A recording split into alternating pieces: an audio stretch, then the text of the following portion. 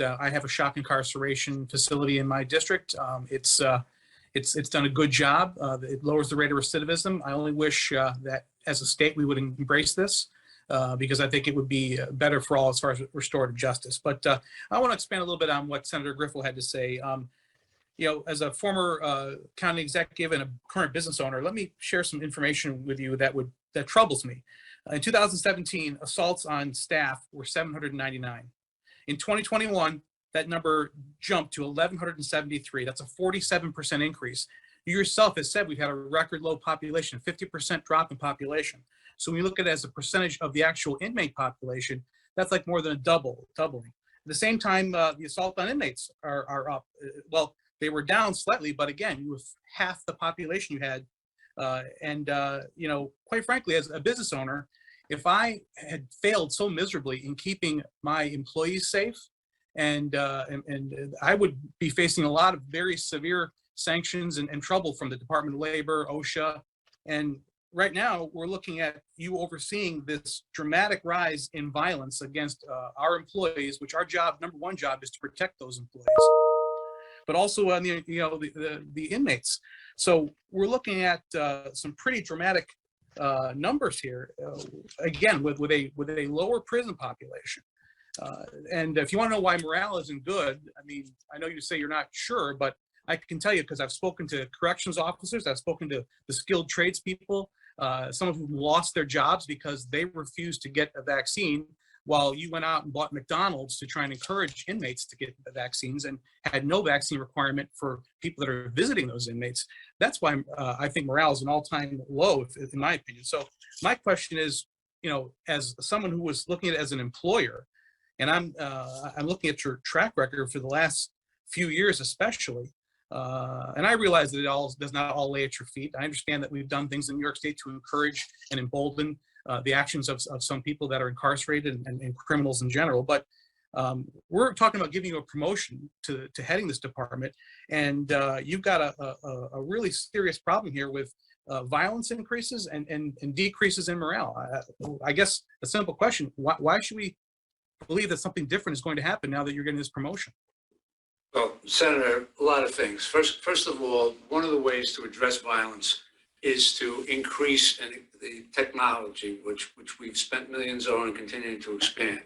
When you invest millions into a fixed camera system, it has a positive effect.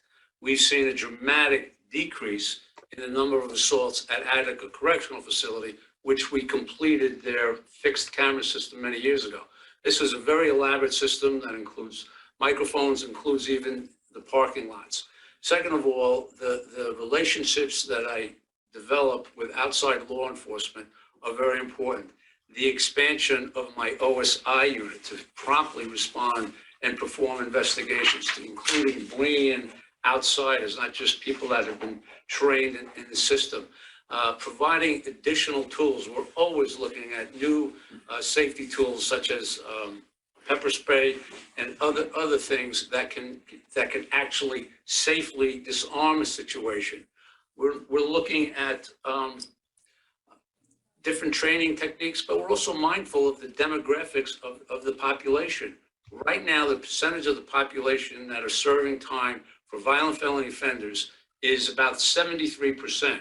One time it was 64 or 60%.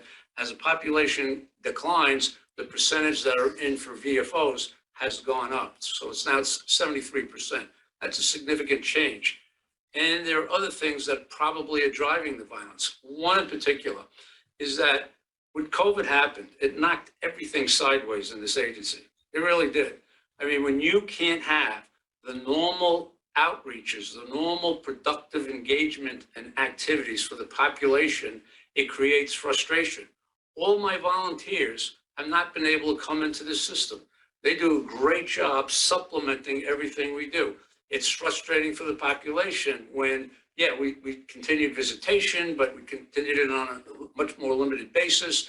We had to suspend the brief embrace and the hug, many other things that would otherwise be present in the system, keeping people meaningfully involved, had to be suspended for COVID. This has gone on a very long time.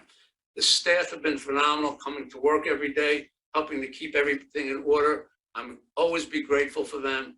And this is a tough challenge ahead, but no question, if things continue to go in the direction that they're going, especially with COVID, and we can bring back all of the programs, we can bring back the volunteers and the activities and show, here's the incentive. You know, if you do this, you can earn limited credit time, or you can earn merit time, or you can earn all these other programs that we've developed over the years to incentivize good behavior.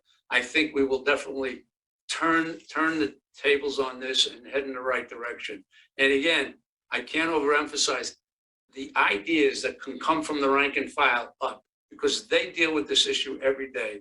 I think could be invaluable. Well, and I agree with you there, because I've talked to many of your members, and thank God that they show up every day, and they know that they are facing an increase in violence against them. So I have concerns. Let me